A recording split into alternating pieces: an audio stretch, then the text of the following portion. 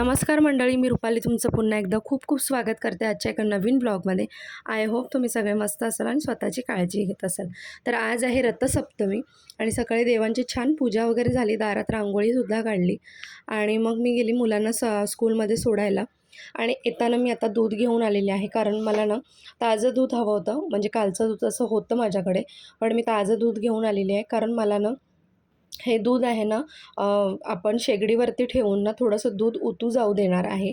कारण असं म्हटलं जातं ना की रथसप्तमीच्या दिवशी ना तुम्ही एखाद्या मडक्यामध्ये किंवा भांड्यामध्ये ना दूध उकळायला ठेवायचं आणि ते दूध उतू जाईपर्यंत ना गॅस बंद करायचा नाही। असं केल्यामुळे ना काय होतं ना, घरात सुख शांती समृद्धी येते, कधीही अन्नधान्याचा कधीही तुटवडा पडत नाही।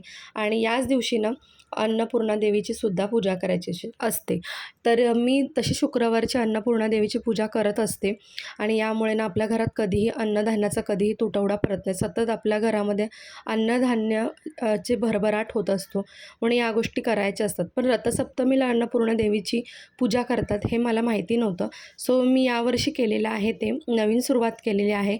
आणि त्याचबरोबर ना इथे दूध उतू जाण्यासाठी मी काय केलं, एक छोटंसं मडकं आणलं होतं बाजारातून, त्याला छान वॉश करून स्वस्तिक काढून घेतलं आणि मग गॅसवर ते गरम केलं आणि पातेल्यातलं दूध आहे ना ते थोडंसं मी त्या मडक्यामध्ये ओतलं आणि ते तुम्ही बघू शकता दूध थोडंसं उतू गेलेलं आहे। तुम्हाला तर सगळ्यांनाच माहिती आहे की नवीन घरात जेव्हा पण आपण गृहप्रवेश करतो किंवा कोणत्याही गोष्टीची सुरुवात करतो, तर अशा प्रकारे ना गॅसवरती दूध उतू घालवतात। यामुळे ना खूप छान असं ना पॉझिटिव्ह घरामध्ये आपला इफेक्ट येत असतो। त्यामुळे मी या दिवशी केलेलं आहे। आणि ते बघा, दारात सुंदर रांगोळी काढली होती, रथ काढला होता आणि देवांची सुद्धा छान पूजा झालेली आहे। तर आता झालेली आहे संध्याकाळ आणि आज रथसप्तमी आहे आणि शेवटचा दिवस आहे हळदी कुंकवासाठी। तर बऱ्याच ठिकाणी बोलवलं सुद्धा होतं हळदी कुंकूला आणि आज आमच्या बचत गटाचा सुद्धा हळदी कुंकू आहे। तर मी इकडे मग सगळं आवरून दुपारी इकडे तयारी करायला लागलेली आहे। 4 वाजता आमच्या बचत गटाचा हळदी कुंकू होता। सो 3:30 सव्वा 3च्या दरम्यान मी इथे तयारी करायला घेतली आणि मला साडी नेसायला खूप कंटाळा आला होता। असं वाटत होतं की ड्रेसच घालून जावं, पण म्हटलं चला की पहिल्यांदाच रथसप्तमीच्या निमित्ताने बचत गटाचं हळदी कुंकू आहे। म्हणजे आमच्या बचत गटाला वर्ष जवळजवळ झालेलं आहे आणि आमचं हे पहिलं हळदी कुंकू आहे। त्यामुळे म्हटलं चला आपण जाऊया छान तयार होऊन। तर इथे आम्ही सगळे जमलो आणि ज्या हळदी कुंकवाच्या बचत गटाच्या मेन ज्या आहेत, तर ती ताई जी आहे तिला ती खूप हौशी आहे आणि ती सगळ्यांना म्हणत होती की आपण 1-2 रील बनवूया। सो आम्ही ती रीलची प्रॅक्टिस करत होतो। त्यानंतर मग सगळ्यांनाच घरीसुद्धा जायचं होतं, कारण मधला दिवस होता।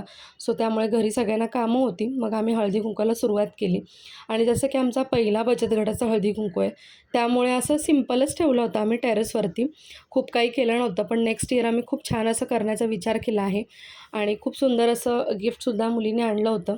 तर कडं आणलं होतं हातातलं, जे सगळ्यांनाच उपयोगी ठरणार होतं आणि मला तर खूप आवडलं, कारण असं कडं मला हवं होतं। आपण कधी जीन्स वगैरे किंवा वेस्टर्न वेअर केल्यानंतर हातामध्ये एक छान कडं सुंदर वाटतं, तर तेच आणलं होतं।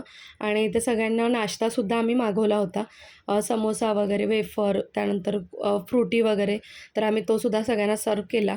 हळदी कुंकू दिलं आणि छान थोड्याशा गप्पा झाल्या। खूप जास्त वेळ स्पेंड करता आला नाही, कारण सगळ्यांच्याच अडचणी होत्या घरी जाण्याच्या काही ना काही, त्यामुळे जास्त वेळ नाही। पण नेक्स्ट इयर आम्ही खूप छान असं ना हळदी कुंकू नक्की करणार आहोत।